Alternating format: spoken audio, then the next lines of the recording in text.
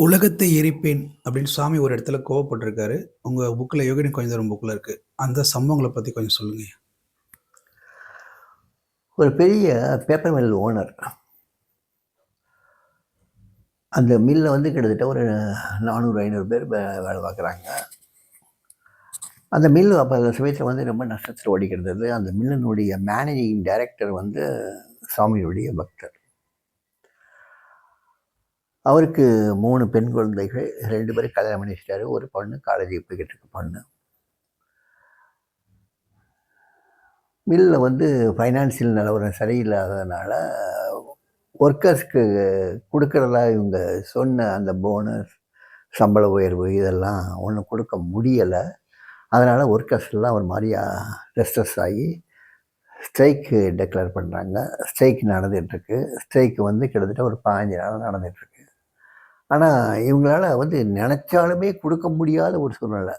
பணம் ஒர்க்கர்ஸ்க்கு குடுக்கணும்னு நெனச்சிருந்தாலுமே, பணம் குடுக்க முடியாத சூழ்நிலை இருந்ததுனால, இவங்களால ஒண்ணும் செய்ய முடியல. இதுக்கிடையில ஒரு அனாதமை கடிதம் ஒண்ணு வருது. அந்த கடிதத்தில எழுதியிருக்கு, "நீங்க ஒர்க்கர்ஸுடைய ப்ராப்ளத்த சால்வ் பண்ணலைன்னா, உங்க மகள் கடத்தப்படுவாள்." அப்படின்னு ஒரு கடிதம் வருது. அந்த கடிதத்த பார்த்தோன்னே என் வீட்ல உள்ளவங்க எல்லாம் பயந்துடுறாங்க. அவருடைய ஒய்ஃபு, அவருடைய டாட்டர் பயந்துடுறாங்க. அந்த பொண்ணுக்கு காலேஜ் போறத நிப்பாட்டிட்டாங்க. இந்த மாரி ஒரு சூழ்நிலையை அவங்க இதுவரைக்கும் சந்திச்சதே இல்ல. இந்த மாரி ஒரு ஒரு பாதுகாப்பின்மையை அவங்க சந்திச்சதே இல்ல. ஆனா ரொம்ப பயந்து போனாங்க. உடம்பெல்லாம் ஷிவர் ஆகுது. என்ன செய்யறதுன்னு தெரியல. ஒரு 3 நாள், 4 நாள் வீட்லயே இருக்காங்க. அதுக்கப்புறம் அவங்களால தாங்கவே முடியல. நேரா சாமிட்ட வந்துடுறாங்க. சாமிட்ட சேர்றாங்க. சாமி அவங்கள உள்ள கூட்டு போய் உட்கார வைக்கிறார்.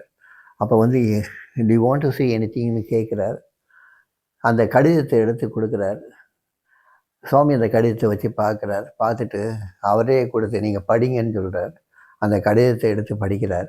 படித்த உடனே சுவாமிய பார்த்துட்டு மறுபடியும் அந்த கடிதத்த கையில வாங்கி வச்சுக்கிறார். வச்சுட்டு கையில வாங்கிட்டு உடனே எந்திரிச்சு நிற்கிறார். அங்கேயும் இங்கேயுமா நடந்தார்.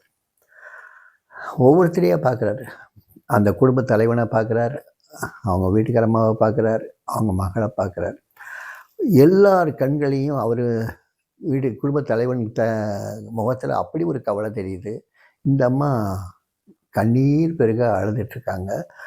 அந்த சின்ன பொண்ணு குலுங்கி குலுங்கி அழுதுட்டுருக்கா. சாமி தன்னுடைய விசிறியை எடுத்துகிட்டு இப்படி அப்படி நடக்கிறாரு. ஹாலில் நடக்கிறார்.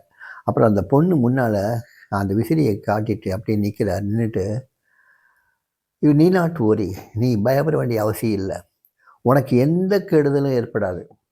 அப்படி யாராவது உனக்கு இந்த கெடுதல் பண்ணணும்னு நினச்சாங்க, இல்லைடா கெடுதல் பண்ண முயற்சித்தாங்கன்னா, இந்த பிச்சைக்காரன் இந்த உலகத்தையே எரிச்சிடுவான்.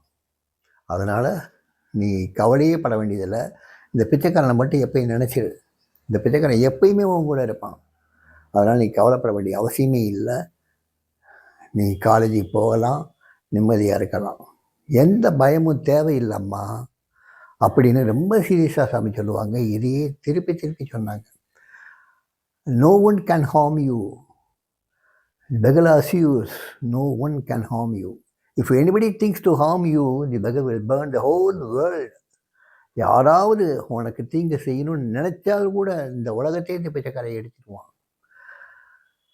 அவர் சொன்னபோது எல்லாருக்குமே அங்கே ஒரு விதமான ஒரு திகில் ஏற்பட்டுச்சு. ஒரு விதமான பாதுகாப்பு உணர்ச்சி ஏற்பட்டுச்சு.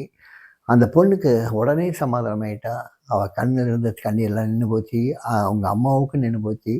அவருடைய அப்பாவுக்கும் மனசில் தைரியம் வந்தது. எல்லாருமே அப்படியே அமைதியாக இருந்திருந்தாங்க.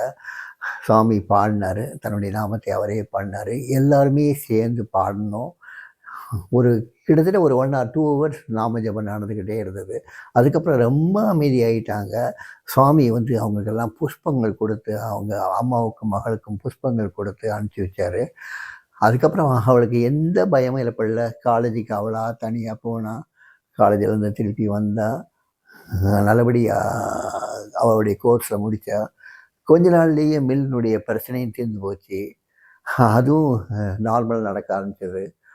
அந்த பொண்ணு இப்போ ரொம்ப நல்லா இருக்கா.